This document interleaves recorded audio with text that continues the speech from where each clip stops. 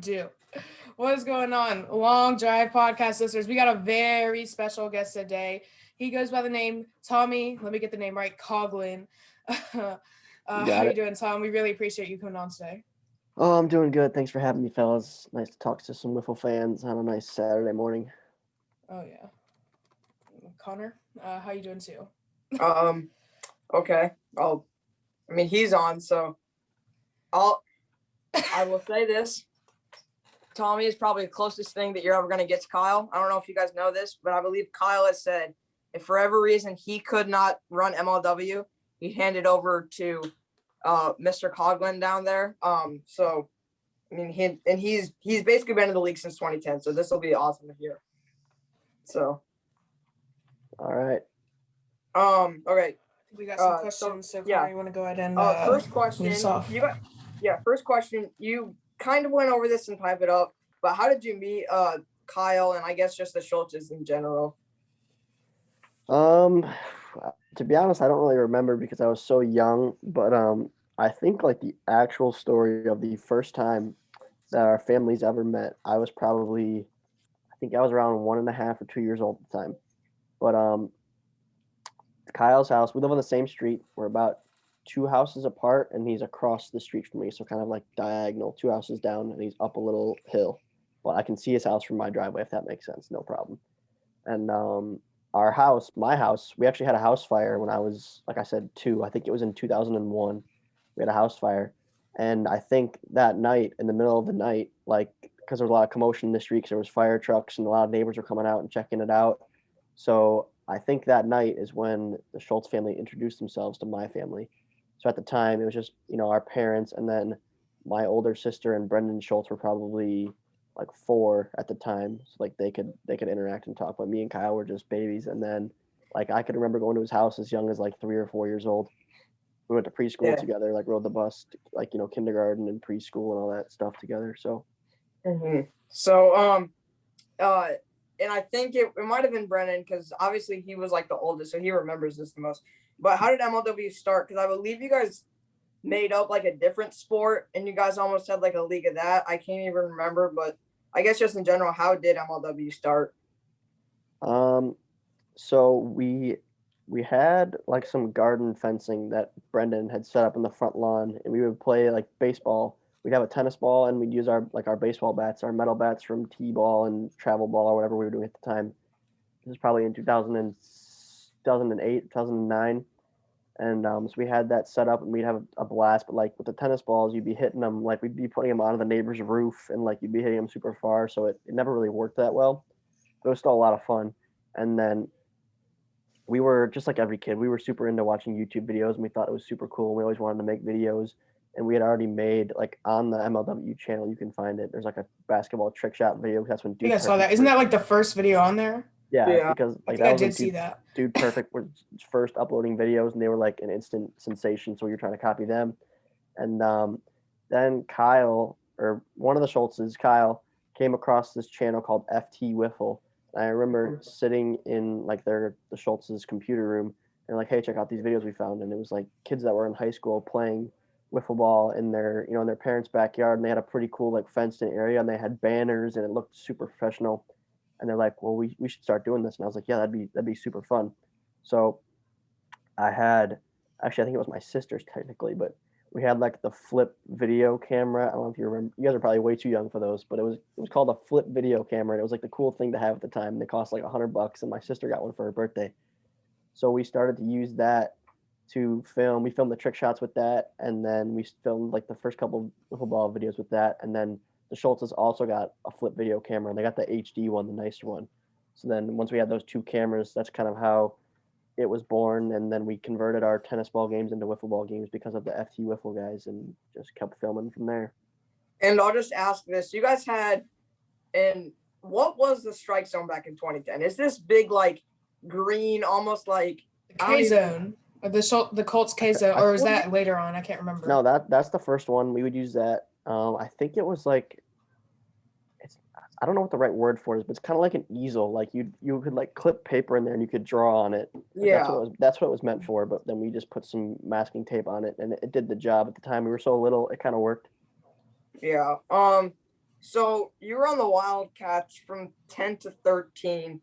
So what were some of your favorite memories playing with Kyle? Just you two.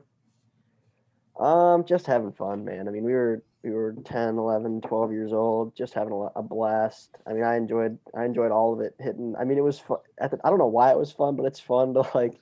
We were beating up on Brennan and Daniel and Rachel, but like it was fun, and just playing outside every day in the summer was fun. And we had our fair share. We always were trying to make top 10 plays and diving plays, and I would always love playing outfield and making plays and um, hitting the home run to beat the Nighthawks was cool, and just a lot of hitting. I hit my 100th career home run on the Wildcats, so just a lot of cool stuff. Do you have any idea where the Nighthawks or any of the Cardinals are nowadays? Like, are you still friends with any of them?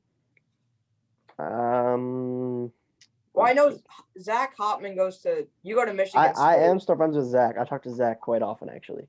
Yeah. Me and his older brother Trevor are pretty close. So I've seen Zach within probably the last 3 weeks. But who else? Scott. Me and Scott Brown were pretty close friends until like seventh or eighth grade. Then he went to a different high school, and I happened to talk to him when I was a junior in high school for something random. But besides that, we aren't friends anymore. Like I said, I'm friends with the Hotman brothers still. And then on the Cardinals, Chad and I remained pretty close throughout. We were really close in like middle school when he was in the league, and then in high school we were teammates. And then I think he actually lives in Colorado now, so we're not really friends anymore either. But my mom and his mom still hang out quite often. And then who else is on that team? We're still close with the Chevalier family. I haven't talked to Jack in a while, but we're still good family friends with them. And then Mike Duncan as well. Like we're still cool. I still follow him on social media, but I haven't hung out with him in quite some time. Yeah, and then we were talking about it yesterday. I was filming something. Evidently Mallard's wife said that there were some comments that said Renzi might come back, but you just didn't say it was in Colorado. I feel like I saw something along those lines too. I don't know if like Chad commented on something. I think Chad still has an Instagram. I don't know. What is Colorado? I can't. It's one of my pet peeves when people call it Colorado. It's Colorado. Oh. Okay. So I don't think Chad will be back. No. Yeah. So you took a break for like 3 seasons, and I call those the dark ages because really was no competition. So why did you take a break from MLW?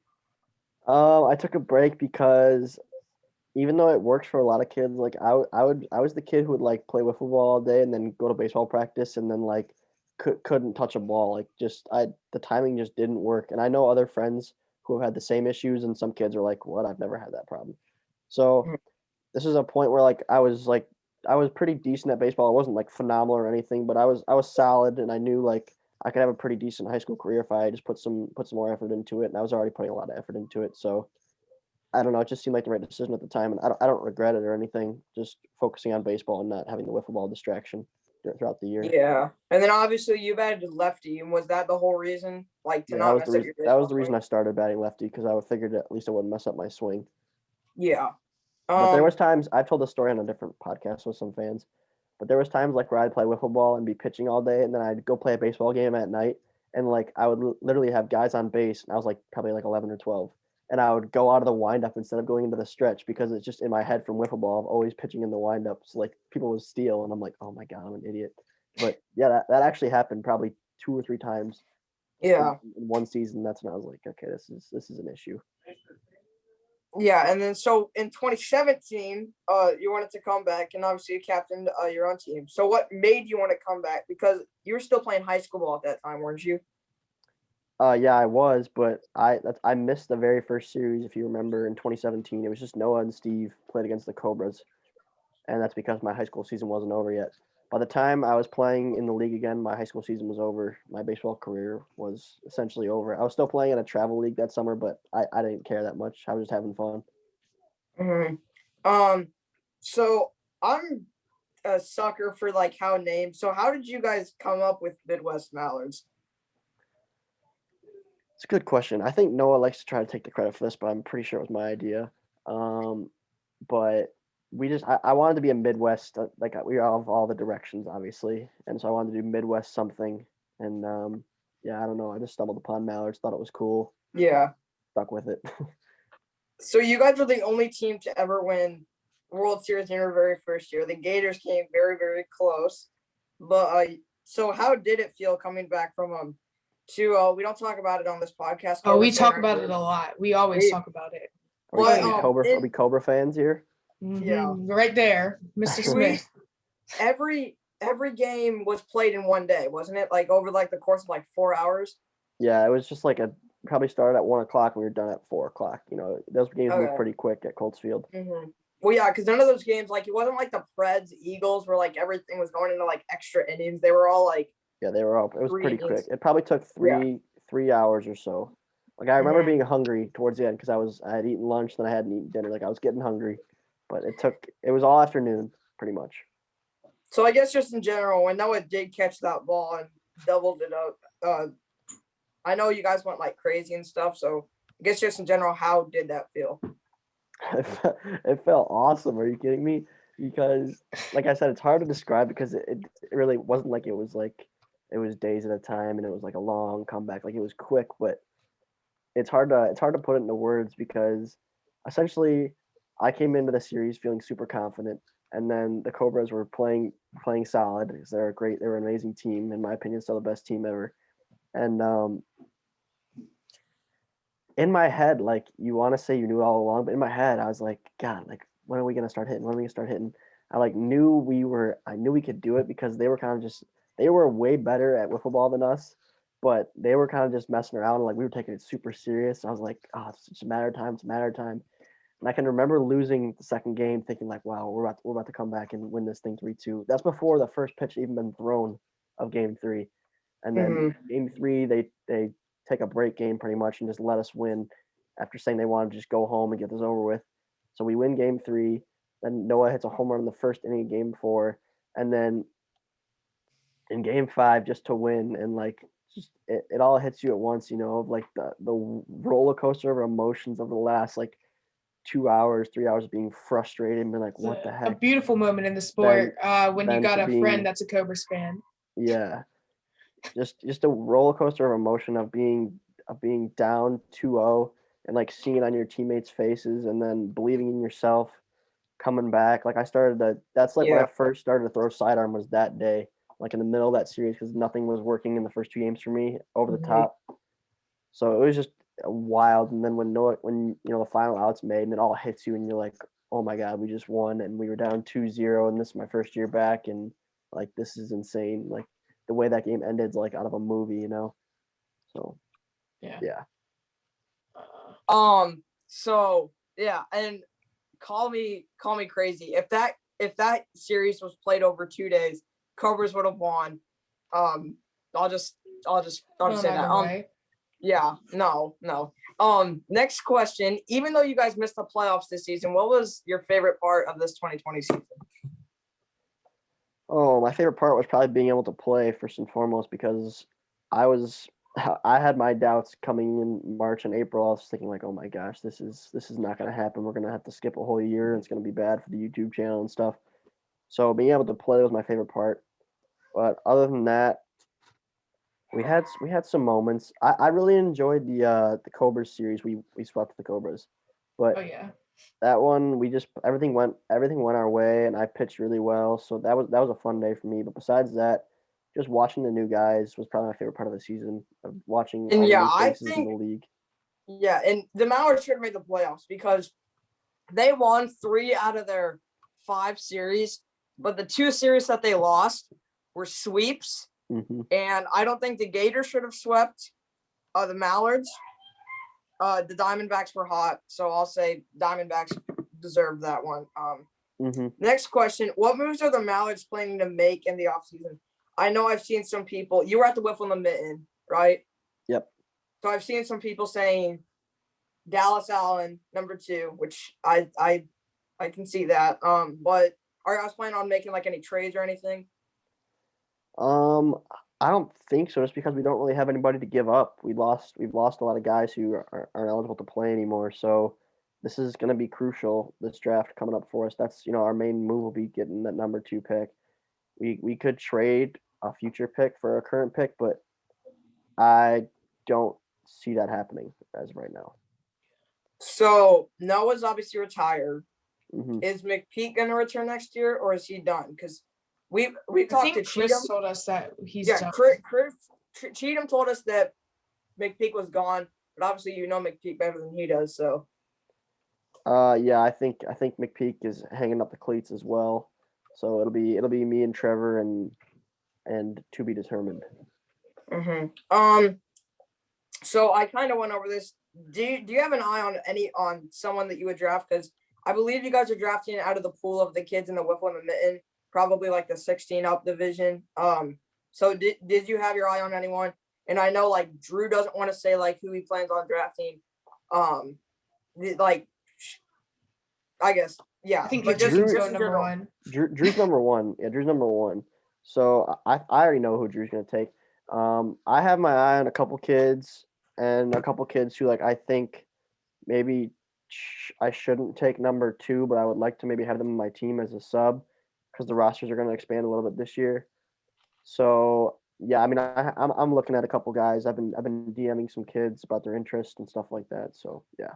Yeah, and I was on the MLW call last night, and a hot take I had was whoever you draft is winning Rookie of the Year. I even think Bonham, just from start of the season to end of the season, improved so much. He improved drastically. He played very well in that last series of the year against the Diamondbacks. Mm-hmm. So what things are you most looking forward to in 2021? Winning, making the playoffs, making a run, winning some games. And yeah, I'm really excited to. I think if I bat right-handed this year, I can have a pretty good year at the plate. Yeah. But I really think I said this last year too. We didn't make the playoffs, but I'm always a believer. I really think that we can win some games this year, so we'll see. But yeah, I'm looking forward to winning some games. Yeah. So that's all for the questions. I got one. So just really quick. So we do it to every player that we get on. We do it. We ask it to. Although last time it wasn't on camera because I forgot till after. I need a grip. Gypsy drop. I need a grip. I can't every time. I don't care if it's a gypsy drop. Listen. Every time I try and throw a gypsy drop, I spike it straight into the ground. Every time I try and throw it. The gypsy drop was just learned by experimentation, but I hope don't you know how to hold a slider? That's how I hold it. Just like this? No, other side. Oh, like that? Oh, well. Yes, that's how I hold it. Yep, just like that. And then you snap your wrist, don't you? Yeah, I kind of throw it like I threw my baseball curve. Yeah.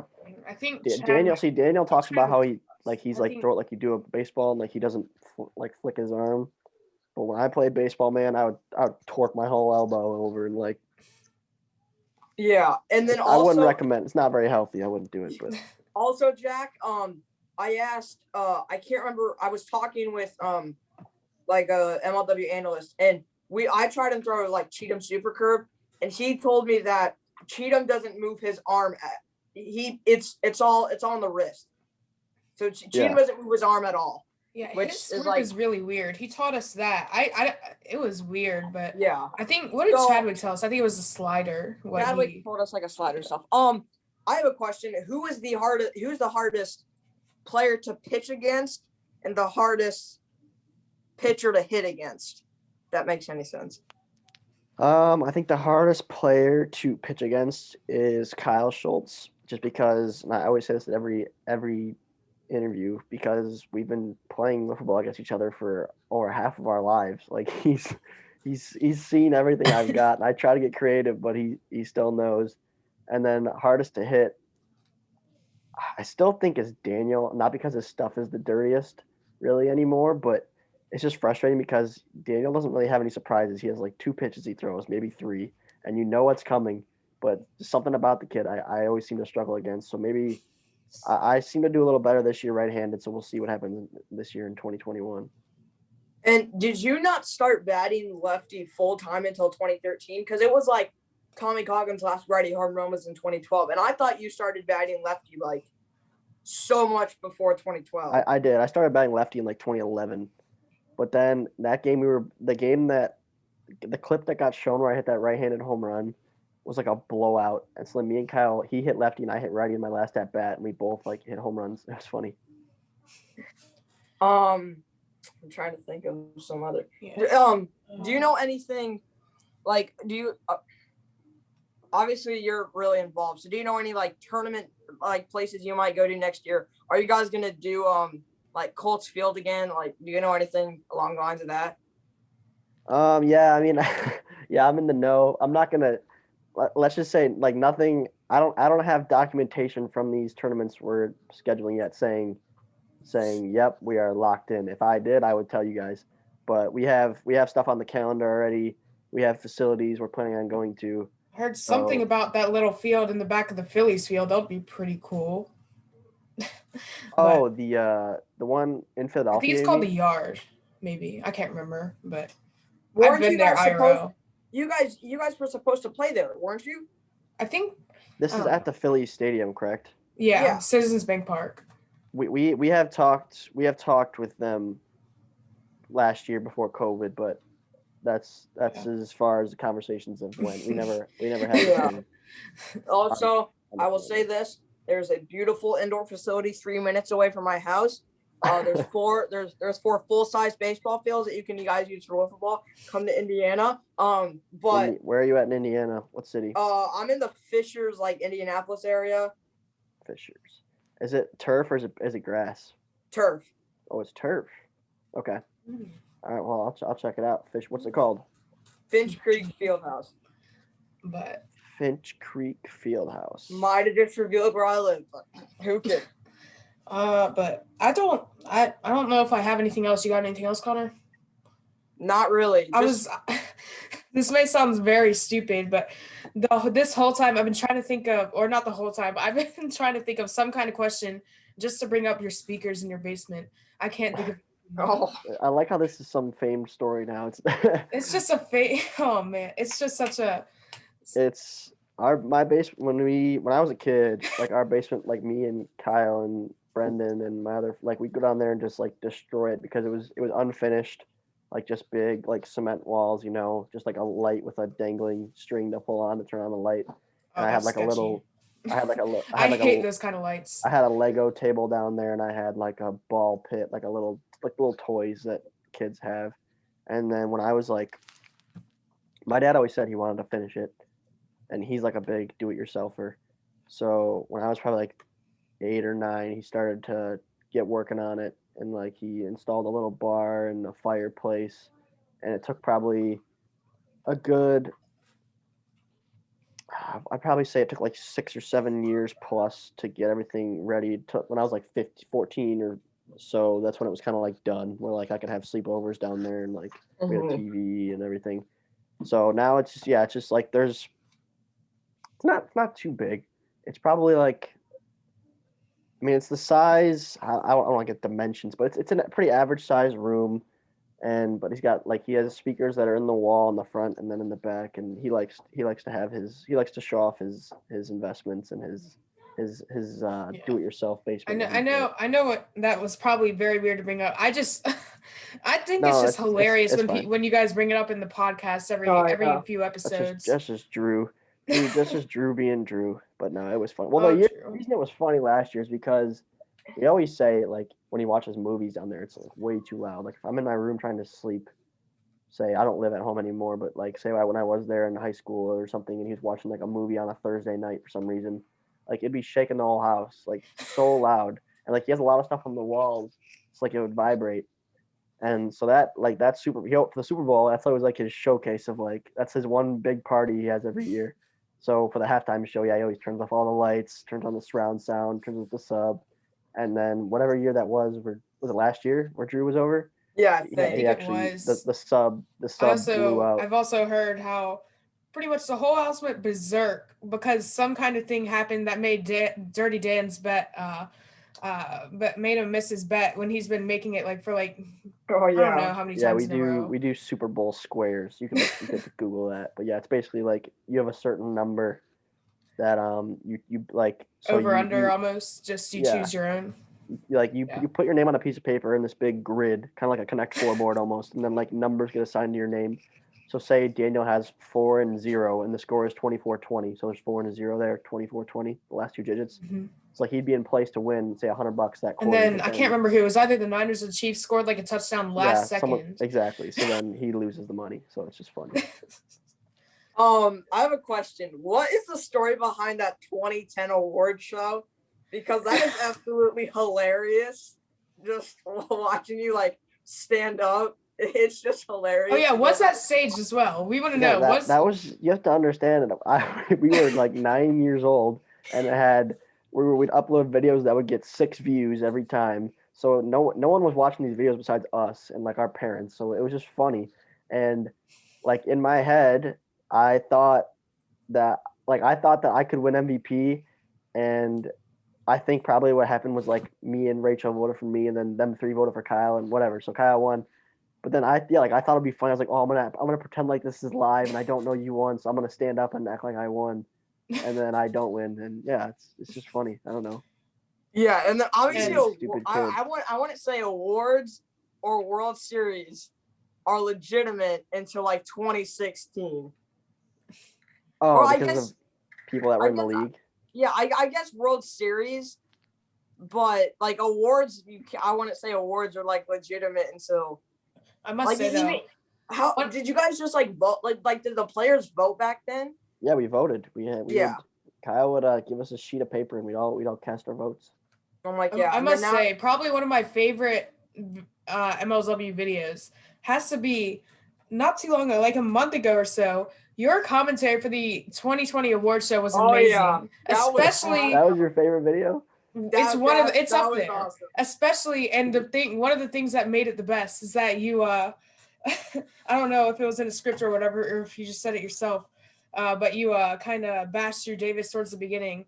How Zerleg has his license, but we scripted we scripted the jokes for the most part, but it was pretty funny. It took for like each segment, I'd say it took from like 1 to 3 takes. Like there were some things I did in one try, like the outro scene, like where I like kind of sign it off. That was one try, I remember, but a lot of them took 2 takes. And then I did like that one a lot, and I loved the ends with Dirty Dan. That was funny. As a weatherman. Yeah, Drew's not actually 21? He's like 19, isn't he? I don't know. I graduated from high school in 2017. Yeah. I think he graduated in 2019. Right. So he's 2 years. I'm 21, about to be 22. He's probably 19, about to turn 20 or something like that. All right, and that's probably one of my favorites. And your roommates with Noah, aren't you? Yeah. Or am I wrong? No, you're correct. Roommates. Okay. I think is that all we got. We've gone about maybe 25 minutes. I don't know how long we've gone, but it's been really fun to film. It's been about a half hour, I think. It's already 1 o'clock. Yeah, we really appreciate you coming on, though. Always very fun to talk with you and all the other players. Mm-hmm. But I think that's gonna wrap it up, people. In fact, I just got the message saying we got 10 minutes till we get booted out. So it's probably been 30 minutes exactly. Yep. So we really enjoy you guys watching. Connor, I said it last time. You want to say it this time? Eagles lost 2014 World Series. Thank you guys again. Thanks for Tommy for coming on, and we'll see you guys in the next one. Peace out. See you.